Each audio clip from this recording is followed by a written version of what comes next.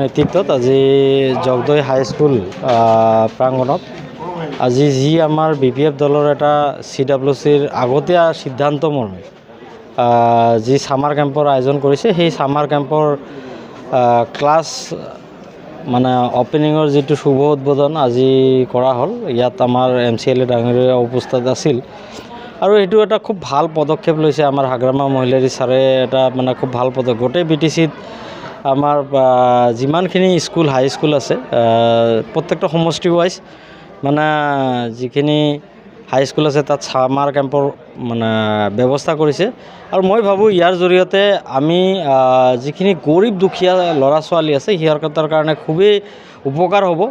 কাৰণ যিখিনি গৰীব দুখীয়া ল'ৰা ছোৱালী আছে যিখিনি পঢ়া শুনাত ভাল কিন্তু সিহঁতে অলপ গাইডৰ অভাৱত সিহঁতে বহুত কথা নজনাকৈ সিহঁতে থাকি যায়।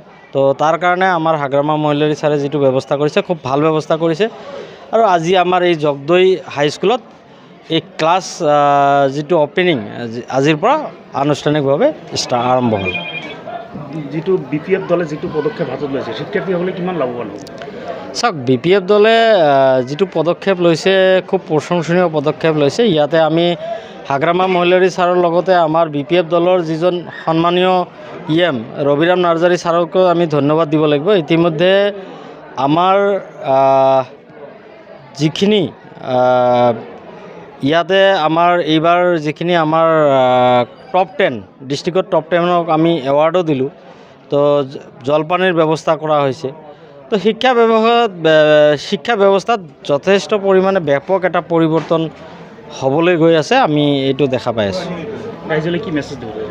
ৰাইজলৈ এটাই মেছেজ, মই বিশেষকৈ প্ৰত্যেকটো অঞ্চলৰ গাৰ্জিয়ানসকলক এটাই মেছেজ দিব খোজোঁ যে ক্লাছ 10 আৰু 12ৰ যিখিনি ষ্টুডেণ্ট ঘৰত আছে আপোনালোকে ঘৰত নাৰাখি এটলিষ্ট আমাৰ যিখিনি ছামাৰ কেম্প আছে এই ছামাৰ কেম্পবিলাকত ষ্টুডেণ্টখিনিক পঠাই দিয়ক।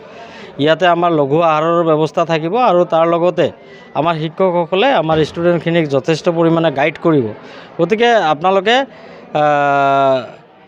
গাৰ্জিয়ানখিনিক মই আহ্বান জনাওঁ ছামাৰ কেম্পত পঠাই দিয়ক আৰু ইয়াৰ জৰিয়তে আমাৰ কেম্পখিনি ছাকচেছ হ'বলৈ সক্ষম হ'ব।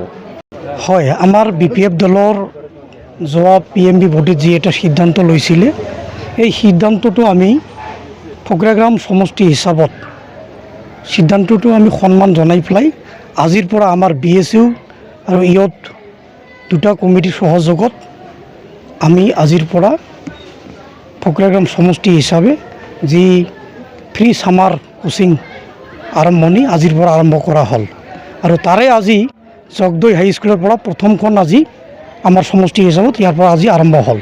ইয়াৰ পিছত আকৌ আমাৰ আছে চিঠিলা হাইস্কুলত, তাৰপিছত আমাৰ শক্তি আশ্ৰম আছে আৰু ফকৰাগ্ৰাম। মুঠ আমাৰ সমষ্টি হিচাপত আমি 4খন জেগা মানে বিচাৰি লৈছোঁ, চিলেক্ট কৰিছোঁ। তাতে আমি আমাৰ যি ছামাৰ কোচিং আছে এইটো আমি কৰি দিম। কি কি বিষয়ত শিক্ষা দিয়া হ'ব? বিশেষকৈ ইয়াত আমাৰ যিখিনি আছে আমাৰ ইংলিছ, মেথছ, এডভান্স মেথ আৰু ছায়েন্স আদিকে ধৰি এইকেইটা মেইন যিখিনি ছাবজেক্ট হ'ব ইয়াৰ ওপৰতে মেইন হ'ব। আপুনি ছাত্ৰ ছাত্ৰীৰ অভিভাৱকলৈ কি মেছেজ দিব?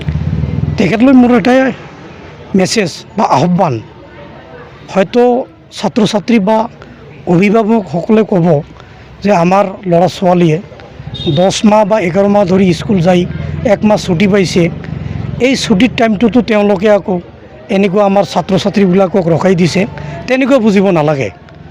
আমাৰ এটাই আহ্বান, ছাত্ৰ ছাত্ৰীৰ ভৱিষ্যতক লৈ তেওঁলোকক যি আমি মুক্তভাৱে আমি কোচিং দি আছোঁ ইয়াৰ যি আমাৰ এডভান্টেজটো তেওঁলোকে যাতে লয়, তেওঁলোকৰ কেৰিয়াৰ বনোৱাৰ কাৰণত আমি চিন্তা কৰিছে বা BPF দলৰ প্ৰধান হাগ্ৰামা মহিলাৰী দেৱে এনেকুৱা এটা ষ্ট্ৰং এটা সিদ্ধান্ত তেওঁ লৈছে আৰু তাৰে আজি যি পদক্ষেপ আমি এইটো লৈ আগবাঢ়ি আহিছোঁ।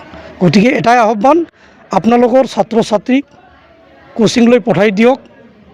আপোনালোকেও মাজে মাজে আহক, কোচিংবিলাক ভালকৈ চলিছে নে নাই তাৰে মই কামনা কৰোঁ।